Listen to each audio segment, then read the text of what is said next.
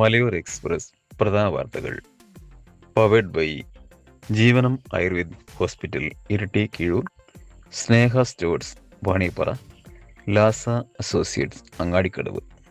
തിരുവോണാശംസകൾ. ജീവിതത്തിൽ ഐശ്വര്യവും നന്മകളും നിറയട്ടെ. DRDO വികസിപ്പിച്ച മിസൈലുകളുടെ സാങ്കേതിക വിദ്യകൾ സ്വകാര്യ മേഖലയ്ക്ക് കൈമാറുമെന്ന് പ്രതിരോധ മന്ത്രി രാജ്നാഥ് സിംഗ്. തെരഞ്ഞെടുക്കപ്പെടുന്ന സ്വകാര്യ വ്യവസായികൾക്ക് മിസൈൽ നിർമ്മിച്ച് പ്രതിരോധ മന്ത്രാലയത്തിന് കൈമാറാം. എല്ലാ പരമ്പരാഗത മിസൈലുകളും ഇങ്ങനെ ഉൽപ്പാദിപ്പിക്കാൻ സാങ്കേതിക വിദ്യ കൈമാറാൻ മന്ത്രാലയം അനുമതി നൽകി. ഇന്ത്യൻ മിസൈലുകൾ പല ലോകരാജ്യങ്ങളും വാങ്ങാൻ താൽപര്യം പ്രകടിപ്പിച്ചിരിക്കെയാണ് ഈ നീക്കം. US സൈന്യത്തിന്റെ C-17 ഗ്ലോബ് സ്റ്റാർ വിമാനം റഷ്യൻ തലസ്ഥാനമായ മോസ്കോയിൽ ഇറങ്ങി.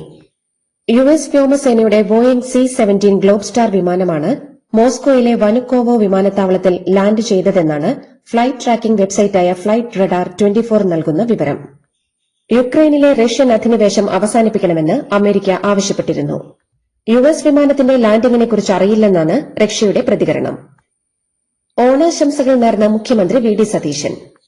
മലയാളത്തിന്റെ മഹനീയ സങ്കല്പമാണ് ഓണമെന്നും ജാതിമത ചിന്തകൾക്ക് അതീതമായി എല്ലാ മലയാളികളുടെയും അഭിമാനകരമായ ആഘോഷമാണെന്നും മുഖ്യമന്ത്രി പറഞ്ഞു. രാഷ്ട്രപതി ദ്രൌപദി മുർമു, പ്രധാനമന്ത്രി നരേന്ദ്രമോദി എന്നിവരും ഓണാശംസകൾ നേർന്നു. ഓണം മഴയിൽ മുങ്ങുമോ?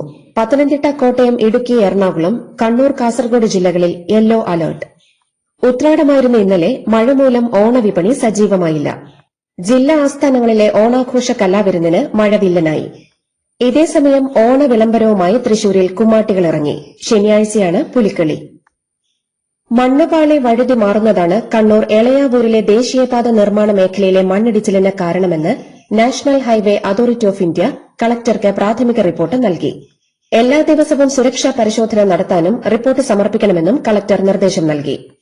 3 വർഷം മുൻപ് വൻ മണ്ണിടിച്ചിലുണ്ടായ സ്ഥലത്താണ് ഇന്നലെ രാവിലെ സംരക്ഷണ ഭിത്തി തകർന്ന് 15 അടി താഴ്ചയിലേക്ക് മണ്ണിടിഞ്ഞത്.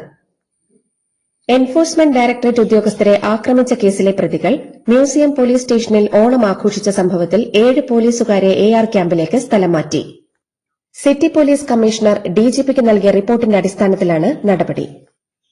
കേരളത്തിലെ സർക്കാർ വിദ്യാലയങ്ങളിൽ PTA-കളുടെ നേതൃത്വത്തിൽ പ്രവർത്തിക്കുന്ന പ്രീ പ്രൈമറി സ്കൂളുകളിലെ അധ്യാപകർക്കും ആയമാർക്കും തുല്യ ജോലിക്ക് തുല്യ വേതനം വേണമെന്നാവശ്യപ്പെട്ടുള്ള ഹർജിയിൽ സുപ്രീംകോടതി സംസ്ഥാന സർക്കാരിന്റെ നിലപാട് തേടി. റെക്കോർഡ് ഓണം വിൽപ്പനയുമായി സപ്ലൈകോ. ഇന്നലെ വൈകിട്ട് 4 വരെ 422.17 കോടി രൂപയുടെ ഓണക്കാല വിൽപ്പന നടന്നെന്ന് മുഖ്യമന്ത്രി VD സതീശൻ. കഴിഞ്ഞ വർഷം ഓണത്തിന് 35 ദിവസത്തെ വിറ്റുവരവ് 385.42 കോടിയായിരുന്നു. പാലക്കാട് റെയിൽവേ ഡിവിഷൻ വിഭജിക്കാനുള്ള കേന്ദ്ര സർക്കാർ നീക്കത്തിനെതിരെ മന്ത്രി PK കുഞ്ഞാലിക്കുട്ടി. കേരളത്തിന് ദീർഘകാലമായുള്ള പ്രത്യേക റെയിൽവേ സോൺ ആവശ്യം അവഗണിച്ച് നിലവിലുള്ള ഡിവിഷൻ തന്നെ വിഭജിക്കുന്നത് മലബാറിന്റെ വികസനത്തിന് കനത്ത തിരിച്ചടിയാകുമെന്ന് അദ്ദേഹം ചൂണ്ടിക്കാട്ടി. ഉമർ ഫൈസിയെ സമസ്ത മുഷാവറയിൽ നിന്ന് പുറത്താക്കണമെന്നാവശ്യപ്പെട്ട് സുന്നി നേതാക്കൾ രംഗത്ത്.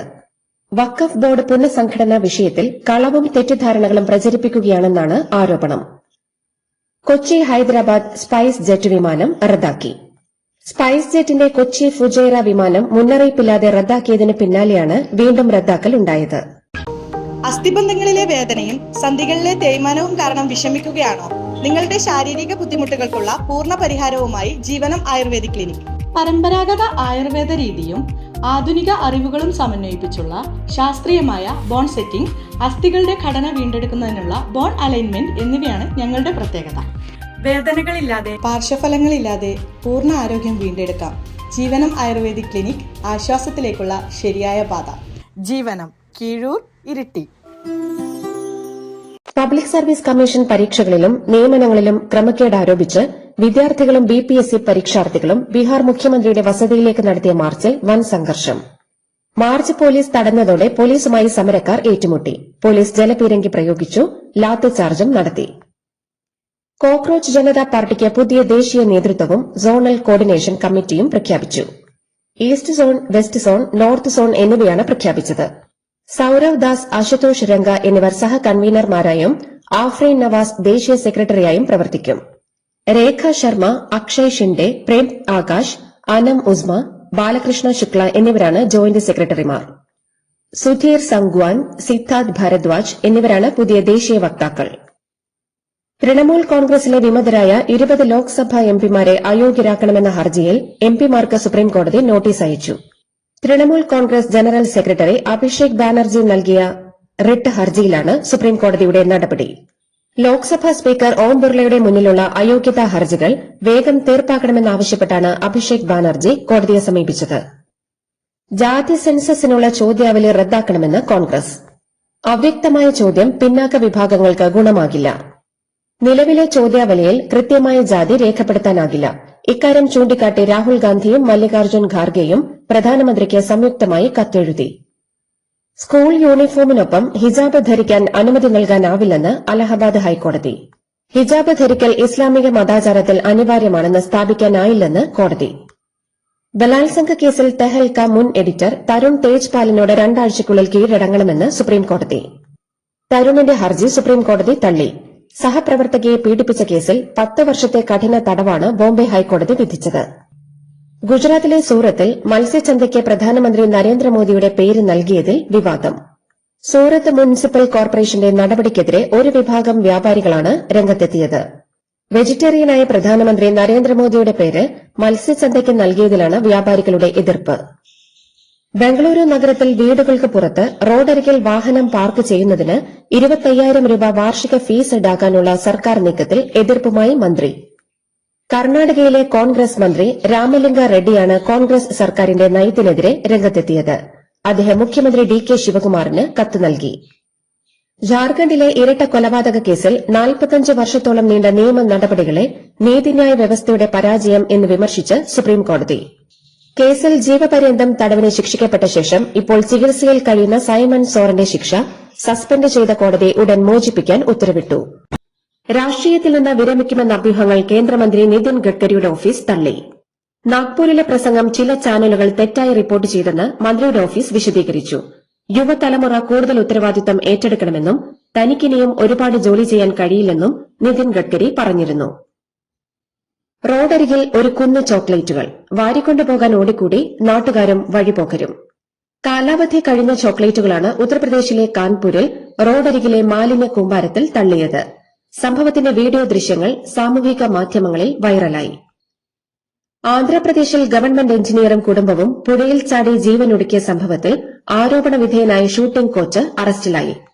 കേസിൽ പ്രതിയായ ഷെയ്ഖ് സാദിഖ് ഖാനെയാണ് ഉത്തർപ്രദേശിലെ മീററ്റിൽ നിന്ന് പോലീസ് അറസ്റ്റ് ചെയ്തത്. അടുത്ത വർഷം നടക്കാനിരിക്കുന്ന ഉത്തർപ്രദേശ്, ഉത്തരാഖണ്ഡ്, പഞ്ചാബ് നിയമസഭാ തെരഞ്ഞെടുപ്പുകളിൽ BSP ഒറ്റയ്ക്ക് മത്സരിക്കുമെന്ന് പാർട്ടി അധ്യക്ഷ മായാവതിയുടെ പ്രഖ്യാപനം. തുടർച്ചയായ തോൽവികളിൽ പാർട്ടി പ്രവർത്തകരുടെ മനോവീര്യം തകരാതിരിക്കാനാണ് തീരുമാനമെന്ന് മായാവതി പറഞ്ഞു. Chinese president Xi Jinping India സന്ദർശിക്കും. സെപ്റ്റംബർ 12, 13 തീയതികളിൽ ന്യൂഡൽഹിയിൽ നടക്കുന്ന ബ്രിക്സ് ഉച്ചകോടിയിൽ പങ്കെടുക്കാനാണ് അദ്ദേഹം എത്തുന്നത്. ദേശീയ സുരക്ഷാ ഉപദേഷ്ടാവ് അജിത് ഡോവലും ചൈനീസ് വിദേശകാര്യമന്ത്രി വാങ് യിയും തമ്മിൽ ബീജിംഗിൽ നടന്ന 25ാം വട്ട പ്രത്യേക പ്രതിനിധി ചർച്ചയിൽ ഇക്കാര്യത്തിൽ ധാരണയായി. അതിർത്തി തർക്കം പരിഹരിക്കാനുള്ള ഇന്ത്യ ചൈന ചർച്ചകൾ തുടരുമെന്ന് ചൈനീസ് വിദേശകാര്യമന്ത്രി വാങ് യി പറഞ്ഞു. പാകിസ്ഥാനിലും ജൻസി പ്രക്ഷോഭം. ഇസ്ലാമാബാദിലെ സർഹാദ് സർവകലാശാലയിലാണ് വിദ്യാർത്ഥികൾ പ്രതിഷേധവുമായി രംഗത്തിറങ്ങിയത്. പ്രതിഷേധക്കാരെ പിരിച്ചുവിടാനെത്തിയ അധ്യാപികയുടെ ഭർത്താവായ സൈനിക ഉദ്യോഗസ്ഥനെ വിദ്യാർത്ഥികൾ ബന്ദിയാക്കി. പോലീസ് ആകാശത്തേക്ക് വെടിവെച്ചാണ് ഇയാളെ മോചിപ്പിച്ചത്. ആലപ്പി റിപ്പിൾസിനെതിരെ ഉജ്ജ്വല വിജയവുമായി ഏരീസ് കൊല്ലം സെയിലേഴ്സ്. മുഹമ്മദ് അസറുദ്ദീന്റെ മിന്നൽ സെഞ്ചുറിയുടെ മികവിൽ ആലപ്പി ഉയർത്തിയ 187 റൺസ് എന്ന കൂറ്റൻ ലക്ഷ്യം 14 പന്തുകൾ ബാക്കി നിൽക്കെ കൊല്ലം മറികടന്നു.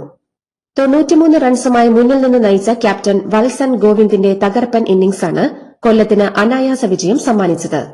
വത്സൽ തന്നെയാണ് player of the match. Score Alleppey ripples 20 ഓവറിൽ 186 ഏരീസ് കൊല്ലം സെയിലേഴ്സ് 17.4 ഓവറിൽ 187 തൃശൂരിന് വീണ്ടുമൊരു വിജയം. ട്രിവാൻഡ്രം റോയൽസ് ഉയർത്തിയ 182 റൺസിന്റെ കൂറ്റൻ ലക്ഷ്യം 2 പന്തുകൾ ബാക്കി നിൽക്കെ 9 വിക്കറ്റ് നഷ്ടത്തിൽ തൃശൂർ ടൈറ്റൻസ് മറികടന്നു. അവസാന ഓവറുകളിൽ വെറും 15 പന്തുകളിൽ നിന്ന് 41 റൺസുമായി പുറത്താകാതെ നിന്ന മുഹമ്മദ് ഇനാന്റെ വെടിക്കെട്ട ബാറ്റിംഗാണ് ടീമിന് വിജയമൊരുക്കിയത്. ഇനാൻ തന്നെയാണ് പ്ലെയർ ഓഫ് ദി മാച്ച്. ലോക ക്രിക്കറ്റിലെ സിക്സർ രാജാവായ Chris Gayle August 29 Thiruvananthapuram Karyavattom Greenfield international സ്റ്റേഡിയത്തിൽ ബാറ്റ് വീശും. ഉച്ചയ്ക്ക് 2:30 നടക്കുന്ന KCLലെ കൊച്ചി ബ്ലൂ ടൈഗേഴ്സിന്റെ മത്സരത്തിന് മുന്നോടിയായി ഒരുക്കുന്ന പ്രത്യേക ബാറ്റിംഗ് പ്രകടനത്തിലാകും അദ്ദേഹം ക്രീസിലെത്തുക. ഇന്ത്യക്കെതിരെ രണ്ടാം ടെസ്റ്റിൽ ഫോളോ ഓൺ ഒഴിവാക്കാൻ ശ്രീലങ്ക പൊരുതുന്നു. ഇന്ത്യയുടെ ഒന്നാം ഇന്നിംഗ്സ് സ്കോറായ 503-നെതിരെ മറുപടി ബാറ്റിംഗ് ആരംഭിച്ച ആതിഥേയർ മൂന്നാം ദിനം അവസാനിക്കുമ്പോൾ 8-ന് 265 എന്ന നിലയിലാണ്. ഇപ്പോഴും 238 റൺസ് പിറകിലാണ് ശ്രീലങ്ക. ഫോളോ ഓൺ ഒഴിവാക്കാൻ ഇനിയും 38 റൺസ് കൂടി വേണം.